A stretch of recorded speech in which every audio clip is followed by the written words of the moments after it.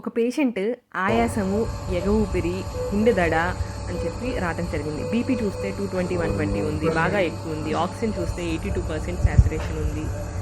మీరు చూసినట్టు బాగా ఎగ ఊపిరి అది ఉంది. తర్వాత గుండె చూస్తే అసల బాగా ఎక్కువ కొట్టుకుంటుంది. అరౌండ్ 220, 210 హార్ట్ రేట్ ఉంది. అంటే 70 ఉండాల్సిన హార్ట్ రేట్ 70-90 మధ్య ఉండాల్సింది 210 ఉంది హార్ట్ రేట్. ఈసీజీ చూస్తే ఈ విధంగా హార్ట్ రేట్ చాలా ఎక్కువగా ఉంది. 217 ఉంది.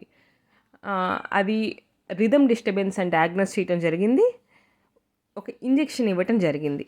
ఇంజెక్షన్ ఇచ్చిన తర్వాత రిథమ్ అది మామూలుగా రెస్టోర్ అయింది. ఇది తీసిన తర్వాత ఈసీజీ అనమాట. ఇంజెక్షన్ ఇచ్చిన తర్వాత ఈసీజీ. అదేవిధంగా తర్వాత కూడా ఆయాసానికి దీనికి ట్రీట్మెంట్ పెట్టి హ్యాపీగా డిశ్చార్జ్ చేయడం జరిగింది. Thank you. శ్రీవారి హాస్పిటల్ పేషెంట్ డైరీస్.